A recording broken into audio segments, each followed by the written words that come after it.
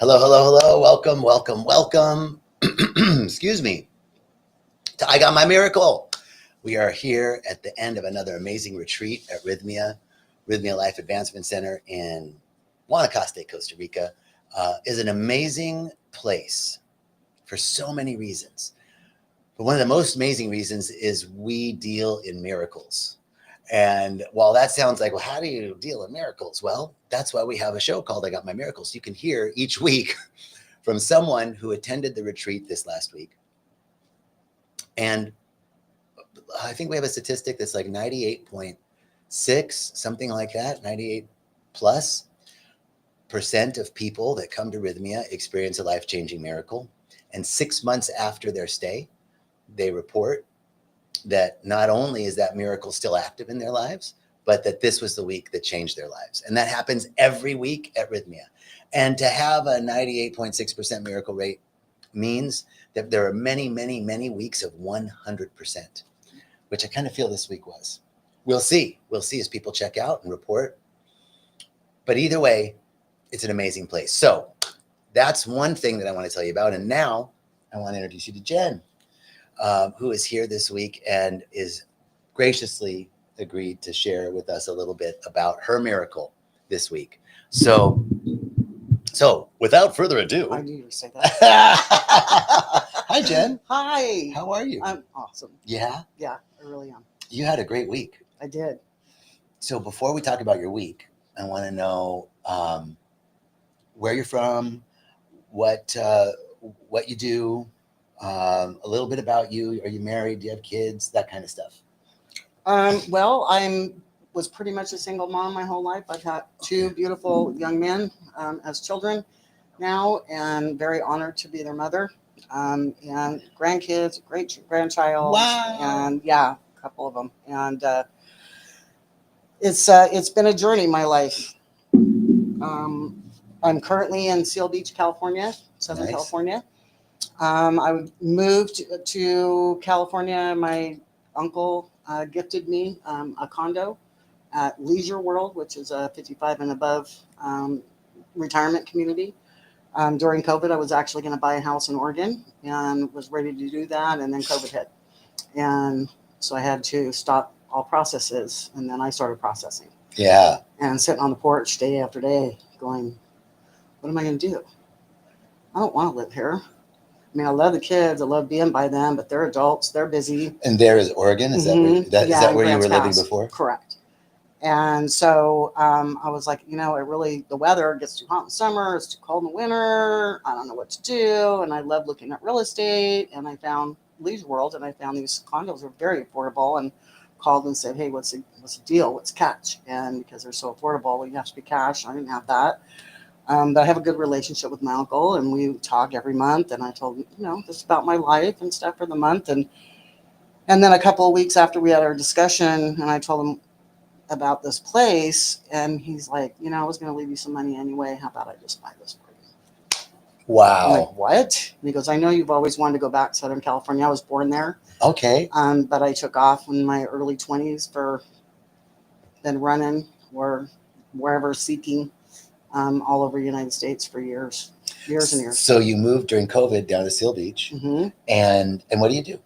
Actually, I started working for a tax firm where they specialize in assisting people with tax relief. And best money I ever made, best job I ever had, so to speak, at the moment. And then I realized that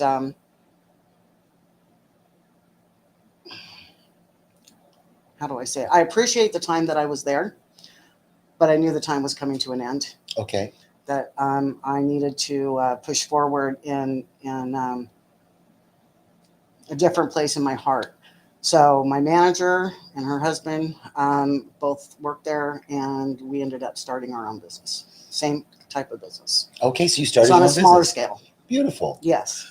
So all this expansion has been going on in your Mm-hmm. life. You have two beautiful kids. You have grandkids. You have great grandkids. You've moved down to Southern California. You've started your own business. Sounds like everything's going great in your life. Not that you have to be having something go bad in your life or challenges in your life to come to Rythmia, but what called you to come to Rythmia? My older son came to stay with me for a few months. He has battled his own demons, and he has went to a. I'm sure that he won't mind that I share that he went to rehabilitation, NORA Rehabilitation. It's a Native American rehabilitation center outside of Portland. And he wanted to come stay with me for a while before he went back and did sober living. And while he was with me, I was really stressed because I hadn't really known him for a very, very long time, and he didn't know me, so I didn't know what to expect. I was scared, um, guilt. I mean, just everything, all the dynamics. I wasn't sure how this was going to work. He ended up coming to work for us, my partner, right out without even knowing. I didn't even ask. Said he has a job, as soon as he gets here. So, and he did fantastic, and we were together a lot. And I thought, okay, well, I need some space. We need space. So I decided to go to the pool one evening at, Leisure World. And then during the day, didn't like it. A lot of older people and a lot of negativity and, oh, I hurt my hip and, oh, my spouse died. And I just was like, I couldn't take it. Yeah. And I started really, before I got there, getting really depressed. My best friend had passed away of cancer. And my cat died, and then my neighbor died, and I'm just like, oh my god! I just started going boop boop boop boop boop boop boop boop boop, and I wasn't in a good place. And so when I went to the pool that night, first time at night, the lights were on, the palm trees, the music, and I'm not kidding you. I don't know if you know the movie Cocoon. Yeah. Well, I remember the that theme one. song was playing. No kidding you. And I heard it, and I turned the corner, big hot tub, a bunch of people sitting in there, and they all looked at me like they were up to something. And I was like, Cocoon, oh my god! And then at first I was just like, I gotta move. This is fucking crazy. I can't live here anymore. This is not me. I'm not old enough for this yet. But what I realized, the people that were going there in the evening had a different vibe about them. They were there to exercise and to connect with a higher power. Is what I was getting out of it. And so I started doing what they were doing. I'm just like, I could do that. And I started doing it. And then I think for 30 days straight, I had some kind of epiphany every night that I went to the pool. I couldn't stop going. I was addicted to it. And it was, I was asking questions. It's like, what do you want? What do you want me to do? And I heard, drop the ego and I am love. Well, that was a little too Drop the simple. ego and I am love. Yeah. So the next night I asked the same question and got the same answer. Drop the ego and I am love. Okay. And then the third night it was the same thing. And I'm like, okay, what is this? This means this is significant. And I realized that a lot of the ego has to do with all the armor that I put up. Mm-hmm. I'm listening. Not trusting myself and caring what other people think all the time. And it was all holding me back. And one evening I actually got to meet one of my ages, a child. And she told me that you're being prepared to meet your higher self. Wow. That's what you're doing. And then I found you guys. You just like we're looking online or something? Yeah, well, my son sent it to me. He sent me a ping and he just said, hey, check this out. Now, I remember saying, hey, this is ayahuasca retreat. I remember him saying, whoops, but he told me he knew. And so I just started going down the rabbit hole because I've been looking. I wanted to make sure. I wanted to have some kind of spiritual experience outside of what I normally have experienced. But I wanted to make sure that I felt like I was in a safe environment. Mm-hmm. And I want it not medically so much as to make sure that I was with the right intention, the right environment, everything that I had been researching. And so you guys were the answer. It's just like, oh, of course. Wow. And then I started listening to you and to Jerry, and it's just like, drop the ego and I am love. What? How did I know that before I even heard it? And so great. It all made sense. Wow. It all made sense. I love this. I had to come. So how long ago was that you, from that epiphany at the pool and your son sent you the text to you arrived? That was probably 6 to 8 months ago, something like that. Yeah, and I was going to come in April for my birthday, and then he went back to Portland to go do his journey, and I sat there and went, okay, now what? And I have some other projects. I actually stepped away from the business. I was supposed to be a silent partner, but I'm not very silent. So, I worked for them for a while, and then I was like, you know what? I'm so energized into doing more with my life that I don't have time to work. So I had stepped back, and when he left, I sat there and went, I'm going to go to Rythmia now. So I called and said, give me first available. And that was this week. That was this week. Okay, beautiful. So you arrive here. Tell me what your first impressions were of arrival, the resort, the staff, all of that stuff. Your first day or so here. Everything was marvelous. I met a couple of the people at the airport while we were waiting for everybody who was going to get on their shuttle. So that was great to meet people. Um, Everything is just super organized, felt very well taken care of. The room was awesome. Um, I will have to say that I had expectations around what my experience with the ayahuasca was going to be like. Mm-hmm. And I didn't get what I thought at all. I got much more. That's I awesome. didn't get the psychedelic moments or, the visions per se. I definitely saw some stuff. I don't, but I remember you saying I saw this, a little bit of that, but so you didn't have a lot of visions, not a lot of psychedelic experience, but what did you receive? Invitation to work hard. Tell me more about that. Well, coming here, I mean, a part of you, hey, I'm going to go on this adventure and it's going to be fun. Yeah, it's going to be hard work. Oh, I want to grow spiritually, this and that. But when you're in ceremony, you understand then it's more than you ever could think of it would be. The significance and the dedication that the staff gives to it, the shamans, and how you feel in awe. Even the first meeting we went to just in the classes, getting to know rythmia and what to expect. I mean, I was in tears right away and just overwhelmed with gratitude. That was an just, orientation class. Yes. You're crying in orientation. I was already crying. So I thought for sure when I took, the ayahuasca that I was going to have this major trip. And it was just major work. The first night I suffered, I laid there and I felt sick to my stomach. I was starving. I was so thirsty. I thought I was in the Sahara Desert, and I just, very uncomfortable. And I got up, walked around outside. I came back in, laid down. I was just thrashing everywhere. And I'm like, wow. And then when I was in class the next day and I looked up when we were at the end that evening and I looked up at the ceiling when it had the three intentions, it's like, have you been shown show me who I've become. Who I've become. It was very evident I got shown what I was become, because that's what I do in my life all the time, is being restless and not asking for help. Every bit of the old me, all the old things that I held on to, and that all the tools that I had learned along my travels, they just oppress me sometimes and exhaust me. And that's what I did, was exhaust. Everything was all in one night. And I'm just like, wow, I gotta drop that shit. I really do, because I can't get past it. I can't go on with all of this. It's just too heavy. And did you see, what we kind of teach here is that those coping mechanisms, like you said, all the things that you did in life, the lessons, the tools that you learned in order to cope, you saw didn't work, right? You're like, I gotta let this stuff down. But typically, not always, but generally, there's a earlier experience in childhood that sort of is the initiation of like a belief that's underneath those coping mechanisms. Did you get to see what the memory was, what the experience was that had you believe that you had to do those things in order to be okay, to be accepted, to be loved, to be safe?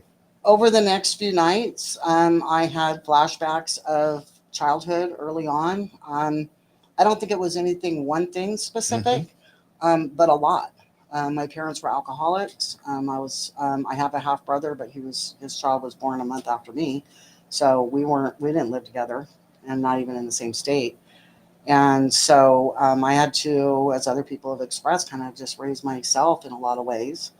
Had to protect myself from their relationship. There was some sexual trauma in the past as well, and a couple of divorces, and just one thing after another, where I just kept putting on another layer of armor, and just started walking harder and harder through life. Like I don't need help. I'm not going to ask for help. If it was supposed to come to me, it would have already. So I'm on my own.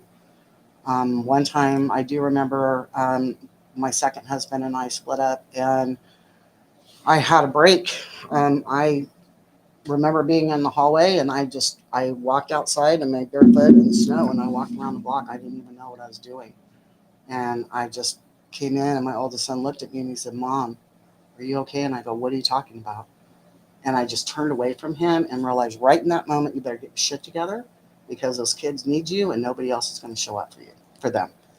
So it has to be you. So right then, I got such a thick skin and such an armor up, and I laid it down this week. Wow. Yeah. So what was that? What we call a soul merger, right? Where you come back with that's laying down the armor and coming back to a state of wholeness. What was that experience like for you? It was the third night. It was more what they call the ladies' night with the women shaman and whatnot. And again, I struggled the first night. The second night, I struggled again. And one of the gals that was next to me the second night said she saw me struggle the first night. And she said, may I suggest you just try to surrender? Just surrender. And so all night I just was trying to surrender, but I just couldn't. Again, it's just I've got ADD, and I'm just like my mind's everywhere, and it was just crazy. But the third night, um, part of my personality is being controlling, and I had heard, that we lose our bowels, whatever, all of that. So I was prepared, and I bought all kinds of absorbent underwear to wear, and I had 3 pairs on. I'm like, this is not going to happen. I'll just slide it off and throw it away, and we'll be all good for the night. I'm sorry if that's TMI, but anyway. No, and so I'm like all prepared, and I'm all ready to go, and then right off the bat, I have, my experience. You have a release. I have a release, and it's like I'm not wearing any underwear, and it was like, okay, so humility right off. I mean, the first 5 minutes, just like, let's start fresh. Let's start fresh. So I had to ask for help, and I asked one of the neat ladies that were there, and I said, I need you to escort me to my room so I can change, take a shower, and I was puking on the way and pooping on the way, and then come back. And when I was laying there, I was like, the last 2 nights I gave up on my miracle. It's like, I don't feel good. I'm not going to get up. I mean, I did take 3. I went up as much as I possibly could. But that night I was determined I wasn't going to give up. And part of that was asking for help. And I talked to Sally, one of the other gals, previous, and told her I was struggling.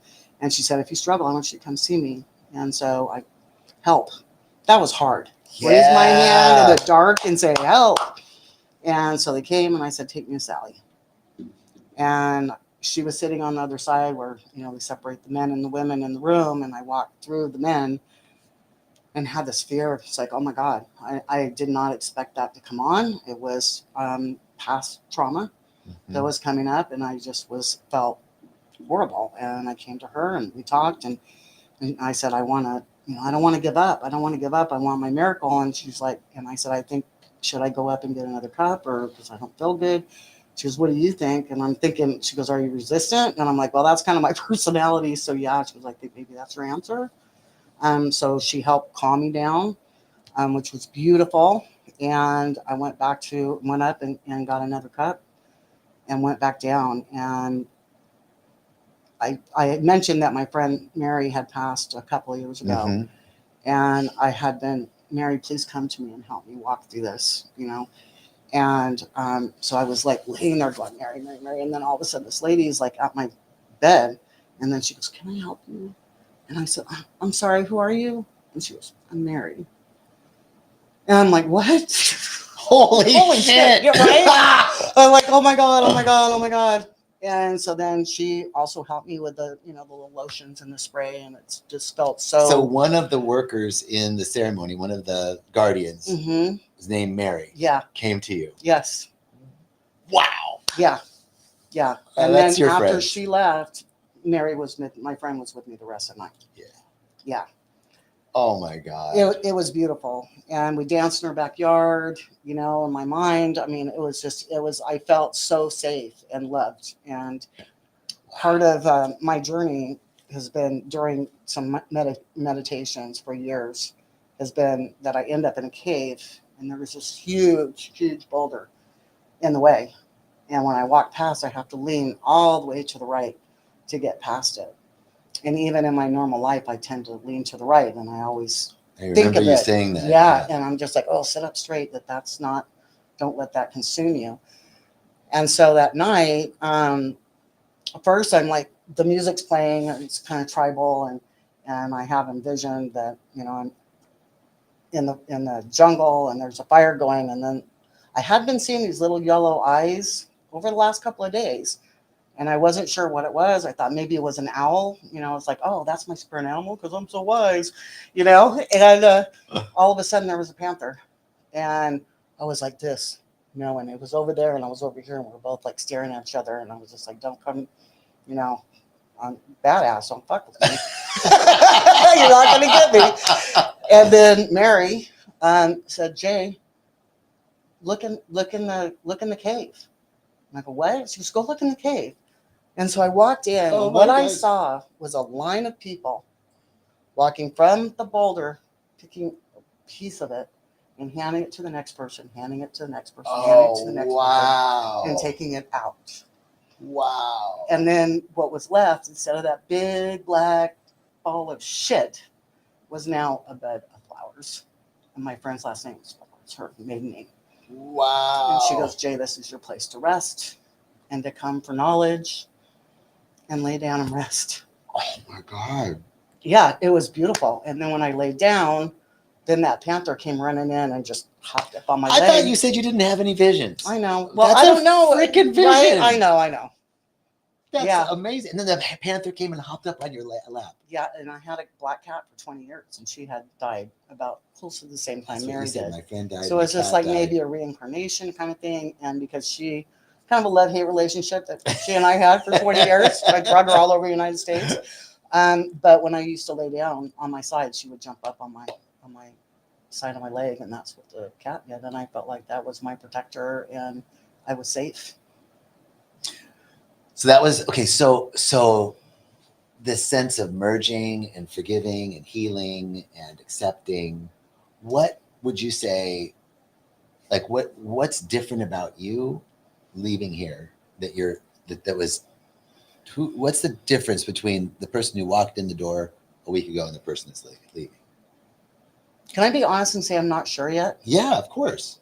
Yeah, I'm not sure yet because I've been, in my past, I've been faithful, religious, spiritual, and had some really great connections. And this time in my life, I know it's powerful. I know it's coming. And I felt like I had to be prepared. Can I tell you what I heard? Yes, please. The difference is the control, the sense that there's something blocking you that you don't have any control over, and nobody's going to help you with it. The sense of loss is what you were coming in here with, and it feels to me like, from what you just shared and what I observed over the week in class, was or is you're asking for help. The vision of people helping, just willingly helping you move the boulder, right? So you have aid. What you feel like you've lost, you haven't. Mm-hmm.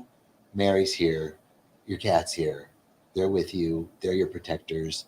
You have a place now to go to rest and to find knowledge, which is the altar of your consciousness within you, and I feel like those are some of the big miracles, right? That you've put down.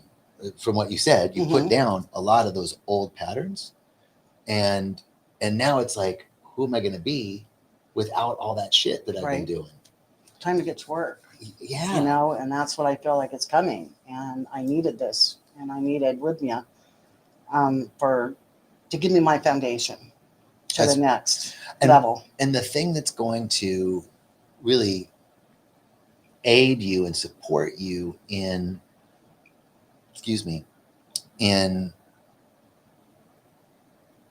seeing who it is you decide you want to be, right? You've released all this stuff, and now you get to pick what am I adding in now? Hmm. And I'm going to be really intentional about what I'm taking on. Who do I want to be? What do I want to do? Who do I want to be?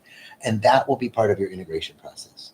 And we have the Rhythmia Life app that you'll get access to on Monday when you get home. And that's an integration app. And there's meditations, breath work, and all this stuff that'll help you stay connected and to continue with meditation and breath work and yoga and study to integrate these insights. And then that'll become clear to you. Absolutely. This is not a one and done. This is a practice. This is a new way of Well, life. 50% of it's here. The other 50% is when you get home, Of course. Yeah. So absolutely. And I have wanted to, with this little bit of money that I inherited, my uncle did pass and left me some money, and want to be a good steward with that. And I like real estate, and I thought, well, I'm going to start opening up maybe some adult foster care home or sober living homes, things of that nature. And even a partner showed up in this last week. Someone who's an RN and a psychologist, and I mean, I can just go on and on how all of this is just coming, and it's so exciting. It's just I am just so excited for my life. Yes. And I have been, and this is a big part of it. And I needed this. I needed the guidance. I needed to drop the stuff that's holding me back, and all of us have that, And it's just, I could get around that rock. But it was hard, and it was uncomfortable and unnecessary. Now it's unnecessary. Now I don't need to do that anymore. Yeah. And I picked up new skills, which is help. And guess what? It shows up. If you do the work, it'll show up. Yeah. And it's beautiful. Anything else that you'd like to say to anybody? If there any thoughts you have, what would you like? And you don't have to have any, because you've said such beautiful things. But if there's anything else you want to share. It's just, don't settle. I could have settled in my life, and I was, like I said, depression settled in for me. I've had recovery in my life. I was alcoholic, 13 years sober now.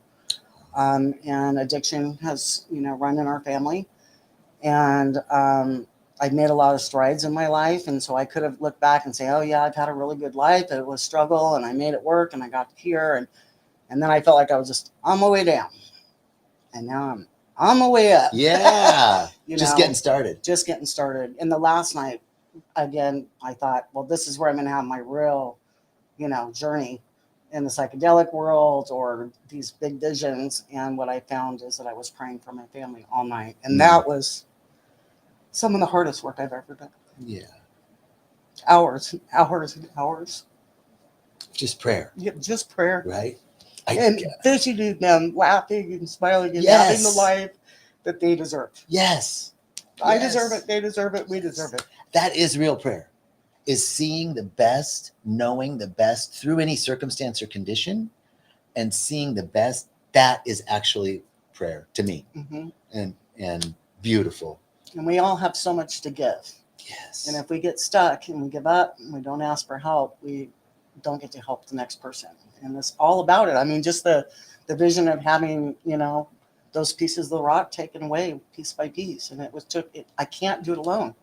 We can't do it alone. Yes. What beautiful insights, Jen. Thank you. Thank you. Thank you so much. And I love watching you. So that's another thing. Thank you. Watch them all the time.